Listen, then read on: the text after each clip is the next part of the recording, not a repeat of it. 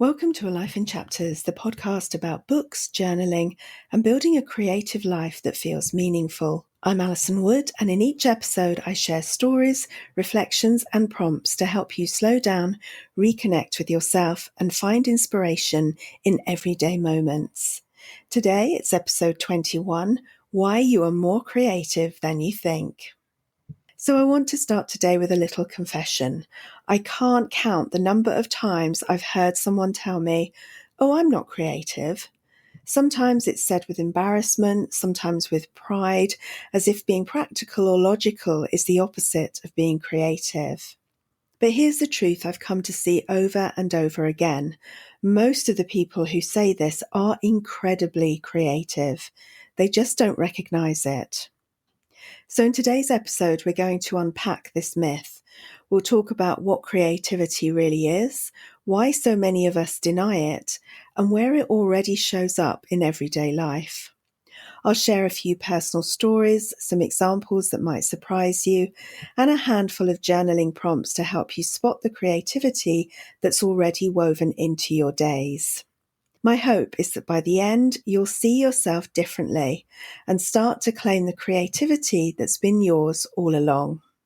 So a few years back, I had a conversation with a friend that's never left me. She looked me straight in the eye and said, "Ali, I'm just not creative. I never have been." But at that exact time, she was in the middle of reupholstering a set of 2 armchairs. Not just recovering them with fabric, but pulling them apart, choosing colours and textures, padding the seats and turning them into something beautiful. I remember thinking, how on earth is that not creative? She couldn't see it though. To her, creativity meant painting or poetry, music, dance, or capturing a great photograph. The artsy things. And because she didn't dabble in those, she felt disqualified. But when I look at her, I see someone brimming with creative problem solving, resourcefulness, and flair. Now that disconnect is exactly why I wanted to record this episode. So why do so many of us deny our creativity? I have a few thoughts on this. I'm sure it's not the only reasons, we're all different. But these are some of the things that I first came to mind when I was thinking this through. Firstly, school experiences. So from a young age, creativity gets graded. Maybe your art teacher told you your drawing wasn't realistic enough. Maybe your essay got a C while someone else's got an A. Those moments stick, and they plant the belief that creativity belongs only to the naturally gifted. The second thing is comparison. Now, we hold ourselves against professional authors, musicians, and designers. We see their polished work and think, well, if that's creative, then I'm not. But comparing your behind the scenes to someone else's finished product isn't fair. Sometimes we just compare ourselves against family members or friends. If you have always heard that your sister is great at art, you start to believe that maybe you aren't so great at it. Next is kind of everyday invisibility. We overlook what comes naturally. If you've always been good at putting outfits together, you might just call it getting dressed. If you're brilliant at organizing cupboards, you call it tidying. But to someone else, those are deeply creative acts.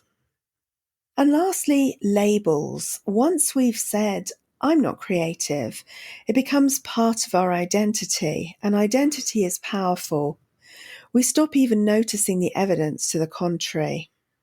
Let's set the record straight. Creativity isn't limited to art, crafts, music, dance, writing.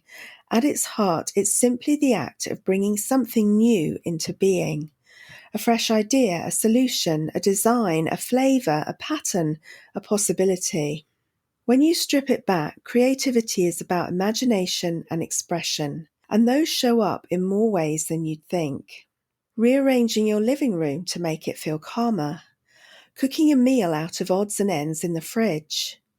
Coming up with a game to keep a child entertained.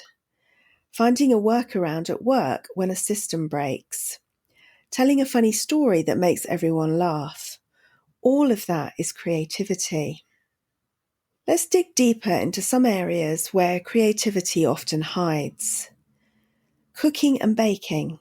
Now, recipes are guidelines, but how many of us substitute, experiment, or tweak? Maybe you've thrown together a meal from whatever you had on hand. That's creativity. Gardening, choosing plants for colour and texture, shaping the space, experimenting with what grows best in your soil. That's creative design at work. DIY and home improvement, from reupholstering chairs to choosing paint colours to finding clever storage solutions. You're shaping an environment.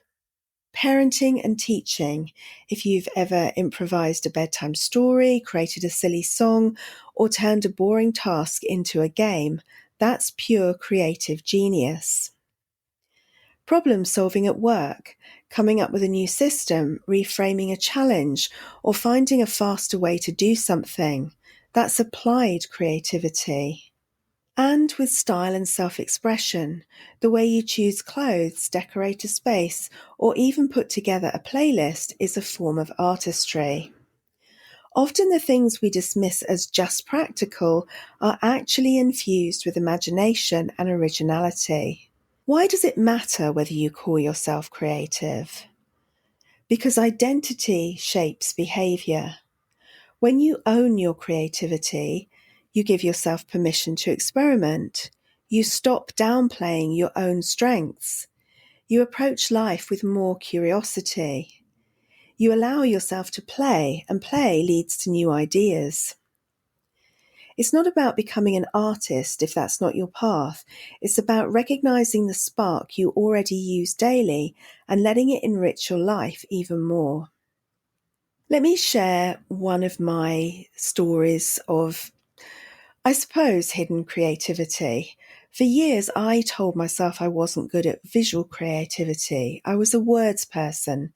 And yet I've spent hours designing graphics, choosing fonts, playing with layouts on websites and on other things, and I genuinely enjoy it. But because I didn't study art and I wasn't formally trained, I brushed it off as messing about or a practical techie thing.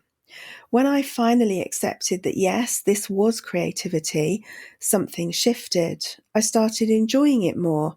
I stopped comparing myself to professional designers and let it be my own kind of creative outlet. I also started giving myself more freedom in how I spent my spare time. At school, I loved drawing, but I always compared myself to my dad, who was an incredible painter. And I'd think, well, if I can't be as good as him, what's the point? But that was never the point. The point is simply allowing yourself to do what you enjoy. Even something like colouring can be creative. Choosing colours, appreciating the design, letting yourself play. These days, I'll often pick up a pencil and sketch something quick or doodle something silly just for fun. And that's really the heart of it. It doesn't have to be serious or perfect. It just has to be enjoyable. Chances are you have something like that too. Something you secretly love, something that lights you up, but that you've dismissed because it didn't fit into the narrow box of what you thought creativity should look like. Now let's just do a couple of journal prompts here to recognize your own creativity. If you've got a notebook, you might want to pause and write these down or head back to find them later in the show notes. For now, if you're busy, just mull them over as we chat. First, where in my daily life do I find myself solving problems in unique or personal ways? Second, what projects, big or small, have given me that spark of satisfaction lately? Thirdly, if I expanded my definition of creativity, what examples would I suddenly start noticing? What's something I've created, fixed or shaped that someone else has admired or maybe benefited from? And number 5, when was the last time I lost track of time while doing something? What does that say about my creative flow? Journaling itself is one of the simplest, most accessible creative practices. When you put pen to paper without judgment, you're shaping ideas out of thin air. The beautiful thing about journaling is that it doesn't have to be good, it just has to be yours. And when you do it consistently, you start to notice patterns, the places you naturally create, the ideas that spark joy, the projects that energize you.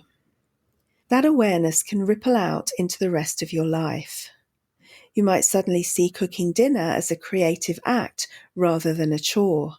You might approach a work challenge with curiosity rather than frustration.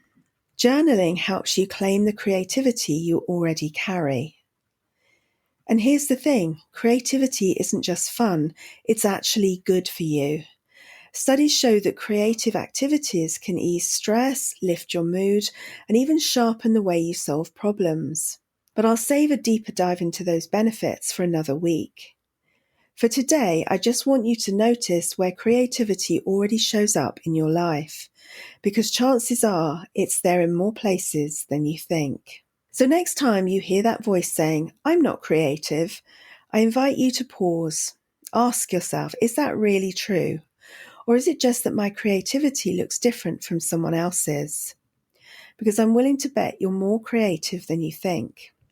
It's in the meals you cook, the stories you tell, the way you problem solve, the way you make a space feel like home. It's already there. It always has been. And the more you own it, the more it will flourish. Thank you so much for joining me for this conversation today. If you enjoyed today's episode, there are 3 simple ways you can support the podcast. Subscribe so you never miss a new chapter. Leave a review, it really helps other people find the show. And pass it on to a friend who might need a little encouragement. Those small actions truly make a difference and help me keep creating this space for us. And if you'd like more prompts, reflections, and inspiration, you can always find the show notes over at alifeinchapters.com/podcast. Until next time, remember, you are more creative than you think.